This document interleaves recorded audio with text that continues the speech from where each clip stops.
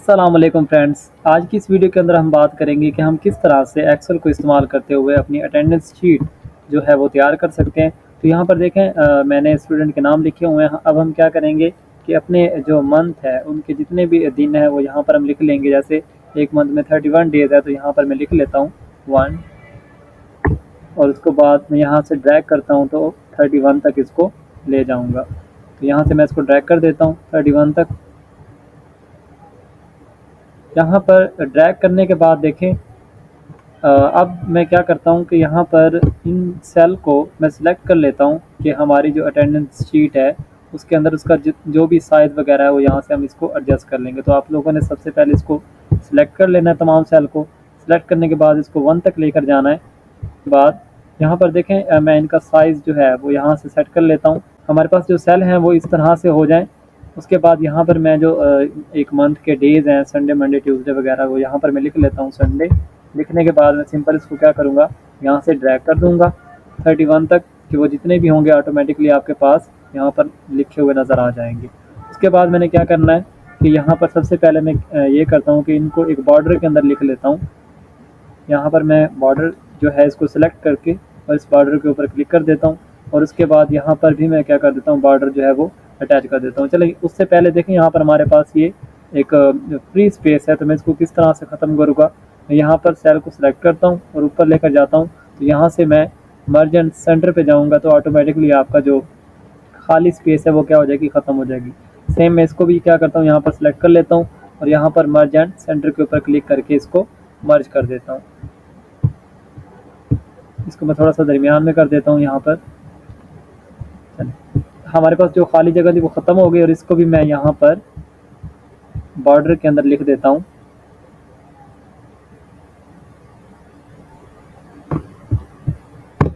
इसके ऊपर मैं बॉर्डर जो है वो अटैच कर देता हूँ।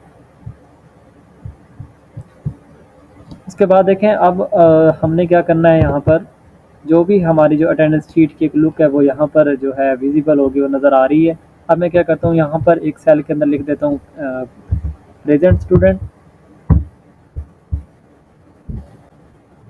और एक सेल के अंदर मैं लिख देता हूँ यहाँ पर एब्सेंट स्टूडेंट एब्सेंट और एक सेल नेक्स्ट में लिख देता हूँ यहाँ पर हॉलीडेज़।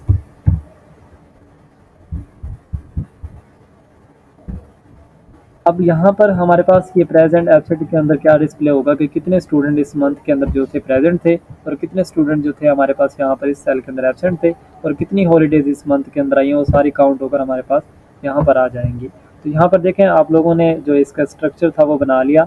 अब हमारा जो मेन इंपॉर्टेंट काम है वो ये है कि हमने इसके अंदर फार्मूलाज लगाने हैं। तो यहाँ पर मैं इसको सिलेक्ट कर लेता हूँ सेल को, प्रेजेंट वाले को, और यहाँ पर मैं फार्मूला लगाता हूँ। इक्वल का साइन प्रेस करना है और उसके बाद काउंट इफ का फार्मूला लगाना है, इक्वल काउंट इफ। उसके बाद ब्रैकेट को स्टार्ट कर देना है। ब्रैकेट को स्टार्ट करने के बाद देखें वो आप लोगों से यहाँ पर रेंज पूछ रहा है तो यहाँ पर मैं सेल जो है वो सिलेक्ट कर लेता हूँ। यहाँ से मैं उसकी रेंज जो होगी टेबल की वो मैं बता दूंगा, 31 तक सेलेक्ट कर दूंगा। उसके बाद यहाँ पर मैं कॉमा डालूंगा और कॉमा डालने के बाद उसका क्राइटेरिया पूछ रहा है। तो क्राइटेरिया मतलब कि आप यहाँ पर पास डिस्प्ले करवाना, यहाँ पर आप जो है प्रेजेंट डिस्प्ले करवाना चाहते हैं या आप लोग एब्सेंट डिस्प्ले करवाना चाहते हैं। तो मैंने प्रेजेंट के कॉलम में ये फार्मूला लगा रहा हूँ तो यहाँ पर मैं इसका क्राइटेरिया बता दूंगा, डबल कोटेशन डालकर पास पी लिख दूंगा और उसके बाद डबल कोटेशन को बंद कर दूंगा। उसके बाद ब्रैकेट को क्लोज कर देंगे। उसके बाद हम लोगों ने इंटर प्रेस कर देना है। इसी तरह से सेम हमने फार्मूला लगा लेना है यहाँ पर एब्सेंट का। तो यहाँ पर इक्वल का साइन और उसके बाद ब्रैकेट, यहाँ पर इक्वल का साइन और उसके बाद काउंट इफ लिखना है। काउंट इफ लिखने के बाद ब्रैकेट स्टार्ट, उसके बाद रेंज हम लोगों ने अगेन इसको सिलेक्ट करना है।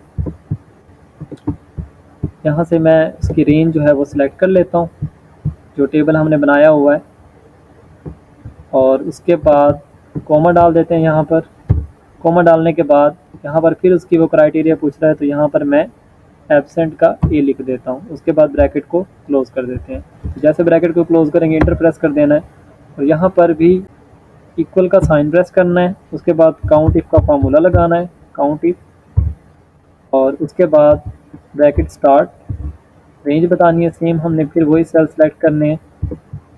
सेलेक्ट करने के बाद इसको मैं ड्रैग कर देता हूँ 31 तक।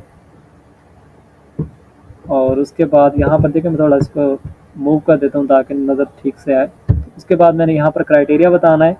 यहाँ पर हॉलीडे का मैं यहाँ पर एच लिख देता हूँ, डबल कोटेशन और उसके बाद एच डबल कोटेशन और उसके बाद ब्रैकेट को क्लोज कर देते हैं।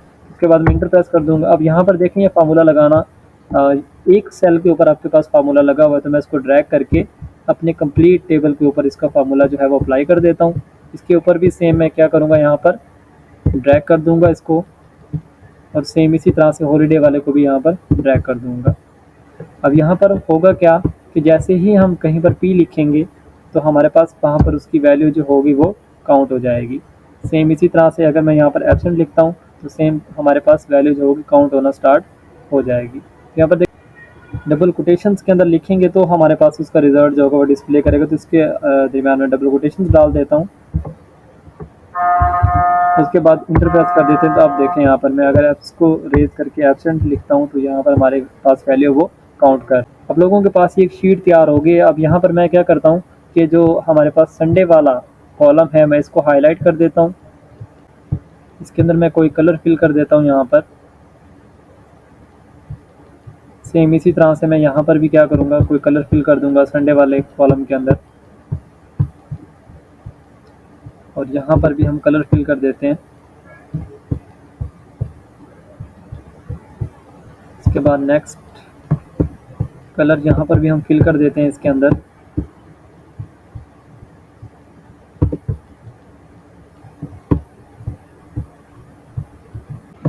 अब यहाँ पर देखें जो हमने फार्मूला लगाया था प्रेजेंट और एब्सेंट का, अब जैसे ही इसके अंदर पी और ए वगैरह लिखेंगे एब्सेंट या फिर प्रेजेंट लिखेंगे तो आप लोगों के पास वो वैल्यू काउंट करके आप लोगों को इस टेबल के अंदर, इस सेल के अंदर आप लोगों को डिस्प्ले करवाता जाएगा। जैसे यहाँ पर मैं एब्सेंट लिखता हूँ तो हमारे पास वो क्या करेगा, यहाँ पर काउंट कर देगा। तो जल्दी से ये मैं वैल्यू फिल कर देता हूँ, उसके बाद आप लोगों को बताता हूँ। जी यहाँ पर देखें डाटा फिल करने के बाद आप लोगों के पास जो इसकी क्लियर प्रेजेंट होगी और एब्सेंट होगी वो आप लोगों को इस टेबल के अंदर डिस्प्ले हो रही होगी। जैसे ये फर्स्ट स्टूडेंट जो है हमारे पास जो है 23 डेज़ जो है ये प्रेजेंट है, 3 डेज़ इसके ऊपर ये एब्सेंट है और 5 इसके हॉलीडेज़ आ रही हैं। इसी तरह से देखें आप लोगों के पास हर सेल के अंदर जो है फार्मूलाज लगे हुए हैं।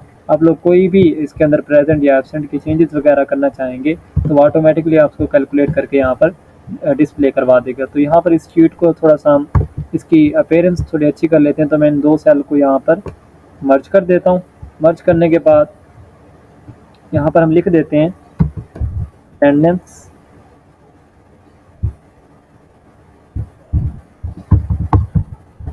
शीट। इसको जो साइज है वो थोड़ा सा हम इंक्रीज कर देते हैं। इसको बोल्ड करके इसको हम कोई ना कोई यहाँ पर कलर जो है वो असाइन कर देते हैं। यहाँ पर हम ये जो डेज हैं इनको भी हम कोई ना कोई कलर यहाँ पर जो है असाइन कर देते हैं। यहाँ पर मैं कलर सेलेक्ट कर लेता हूँ कोई, और इसी तरह से सेम हम डेज वाले दिनों में भी कलर को सिलेक्ट कर लेते हैं। यहाँ पर सिलेक्ट कर लेना, आप लोगों ने कोई भी कलर यहाँ पर सिलेक्ट कर सकते हैं। और उसके बाद यहाँ पर हम प्रेजेंट का कोई कलर सिलेक्ट कर लेते हैं और एब्सेंट का हम यहाँ पर कलर सिलेक्ट कर लेते हैं कि कितने स्टूडेंट जो थे हमारे पास एब्सेंट का, उसको हम यहाँ पर कलर जो है वो यहाँ पर सिलेक्ट कर लेते हैं। इसका रेड कलर कर लेते हैं और इसी तरह से हॉलीडेज़ का भी हम कोई ना कोई सेल को यहाँ पर कलर जो है वो फिल कर देते हैं। उसके बाद देखें आप लोगों के पास ये जो शीट है अटेंडेंस शीट वो यहाँ पर तैयार हो चुकी है। इसको भी हम यहाँ पर कोई कलर असाइन कर देते हैं। तो यहाँ पर एक सिंपल जो आप लोगों के पास अटेंडेंस शीट है वो यहाँ पर तैयार हो चुकी है। आप इसको मज़ीद जितना अच्छा बनाना चाहें, कलरिंग वगैरह करने चाहें तो आप लोग इसके अंदर डिफरेंट स्टाइल से कर सकते हैं। तो उम्मीद करता हूँ आप लोगों को आज की वीडियो जो है वो अच्छी लगी होगी। अगर अच्छी लगी है तो अपने दोस्तों के साथ भी ज़रूर शेयर करें और हमारे चैनल को लाइक एंड सब्सक्राइब ज़रूर करें।